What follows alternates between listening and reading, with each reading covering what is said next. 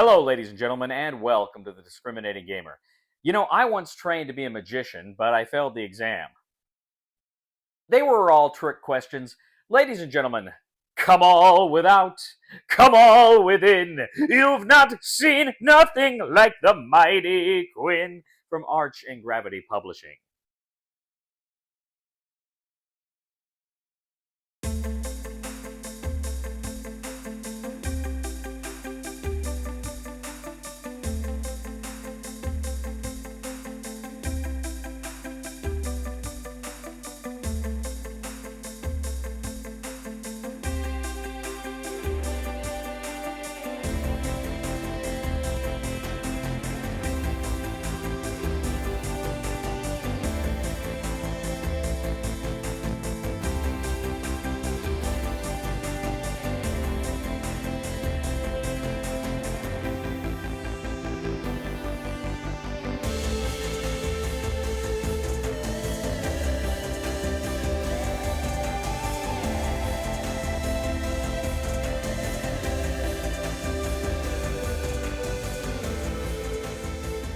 Quin from Arch and Gravity Publishing is an abstract game in which you are trying to defeat your enemy by capturing their light. That's right, capturing their light. Now, the game board is a series of lines that go through a center iris and rings around the board. Now, what you're going to do is you're going to go ahead, you're going to set that up, and then you also get a number of pieces that are on these kind of stems that you're going to place there. Now, on the heads, you can actually replace some of them with, I think, what they call clones, which is to make other kinds of pieces if you want. But in the base game, you're going to go ahead and set up a number of them. And you can put them all out there, but some of them will be off to the side. They will be able to be brought in later. In fact, one of your pieces, artificial light, I think you start with 4 of them. They've got to start off board. They got to come in later. Now, essentially, what you're trying to do in this game, the objective here is to capture your enemy's light or to get your light to the center first. If you can fulfill either of those conditions, you win the game. But you've got, as I say, different pieces that are facing you. Now, you can play a beginner game where they're visible to everybody, which, you know, if you need it to learn the game, that's fine. But you're going to want to actually play it with the various pieces concealed, because a big part of this game is trying to guess what your opponent is trying to do and keep him guessing about what you're trying to do. Now, there are different modes you can play. There's kind of the standard arcade mode. There is a third eye mode in which your units have more powers, more things they can do. But I'm just going to talk here about the basic game. So what you're doing basically is you can move your units, and each of your unit, you've got a sheet that says how far they can move and what their special abilities are. Now, you can move your units kind of along the lines to the center or kind of along the rings on your side of the board. But you've got kind of a horizon through the middle, and you can't move your units around the ring except for your peripheral unit can do that. But most of your units won't be able to do that. Now, as one of your units approaches the iris, assuming it's not your light, it can actually go to kind of one of the 2 spaces there and then immediately pop out onto the other side along any of the 3 spaces on the other side that it can then advance along.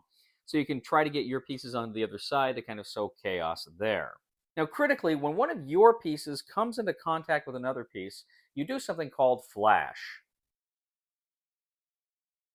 You flash the other piece. Flashing takes place.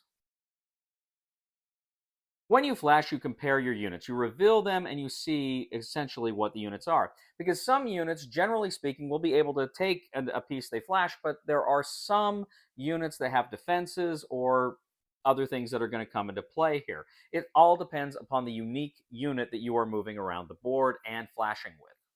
Now, as I say, some of the units have unique things they can do. Like you've got the Shadow. The Shadow is your fastest unit. It can move up to 7 spaces, and it can really wreak havoc with your enemy. But if it actually flashes another Shadow, they just trade places.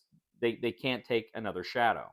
Now, if you flash using a Void, you can capture an enemy piece. But if somebody flashes your Void, essentially both pieces just explode and they're off the board. As I mentioned, you got the Peripheral, who can travel along the rings outside of the iris to get to the other side.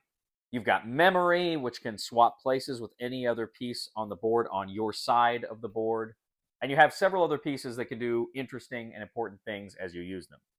Now, on your turn, as I mentioned, you can bring in reinforcements. Artificial light is cool because assuming you have 4 open spaces, you can bring in all your artificial light at once. Otherwise, you're just bringing in one at a time for a turn. You also have the power of resurrection here. Now, you are instructed to get a totem, some object that you own. The game does come with 2 coasters. You can use those, but otherwise, you can just grab whatever object you want. And then at one point in the game, you can like turn your object over, your totem over, to bring back, to resurrect one of your units that your enemy, your opponent has taken. You can put that back on the board, resurrect that, bring that back into the game. But players are going back and forth. They are moving units. They are reinforcing units, bringing them onto the board. They are attempting to flash their opponents in the hopes of capturing their pieces. They are attempting to get their light to the middle of the board, and at the same time hoping that their own light is not captured by their opponent. Whoever can fulfill the victory conditions of getting their light to the center or taking their opponent's light wins. Quin. So Quin is an abstract game, right? It's there's no theme here. You know, you're not knights or spaceships or something like that. This is an abstract game. Now, generally speaking, I'm not a huge fan of abstract games. One of the big reasons why I play games is I like stories, and I almost like to feel like I'm in a movie or reading a book where I'm a participant and I can help make the decisions. That's big for me, and that's one of the reasons why I like to play games. And even if I lose, I feel satisfied because I've enjoyed the story here. Having said that, I do enjoy an abstract game occasionally if it's fun. I've always enjoyed chess. I think chess is just a very fun, thinky game. And this game here actually feels like chess and Stratego had a baby. Those are the 2 games that this reminds me most of. It really is a game of trying to figure out what your enemy's got. You're paying attention to how many moves he's making with his various units, trying to discern where his light is or where his light probably is. And then at the same time, you're trying to kind of bluff out your opponent by moving your own units in such a way that you might want him to think your light is not where it actually is. Now, Ray and I played this game a few times. The first time we played it, we kind of got some things wrong, and that's because the rule book could be clearer on a few points. It could be more clear on a few points. That it would have been helpful. It's not a horrible rule book, but it there were a few points here and there where we just were kind of scratching our heads.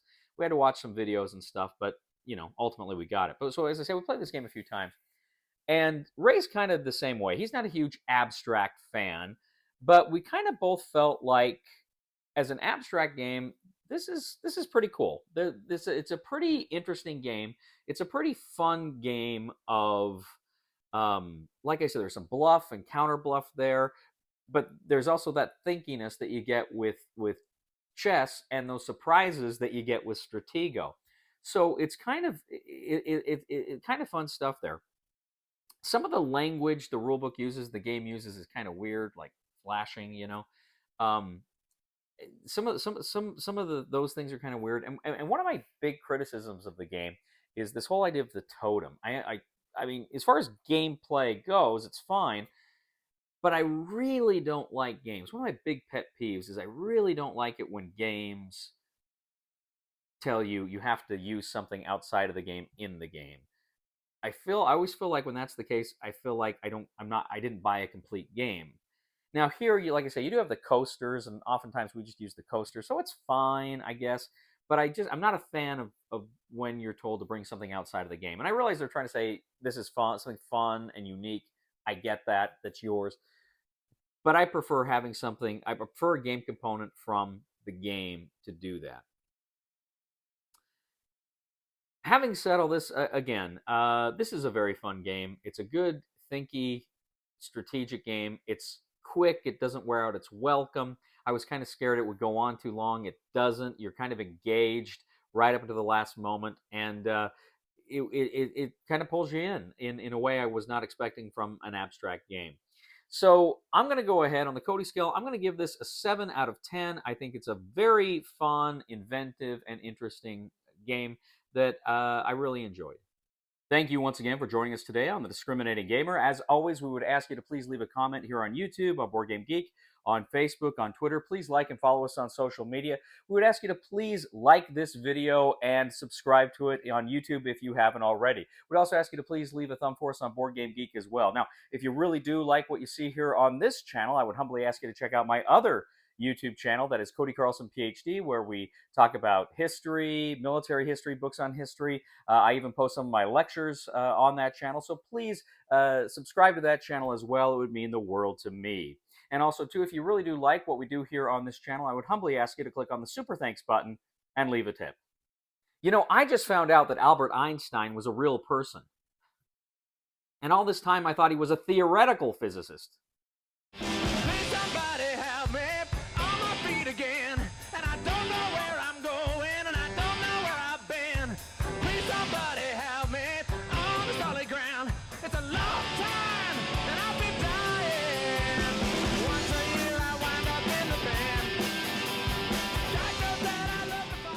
Don't do drugs.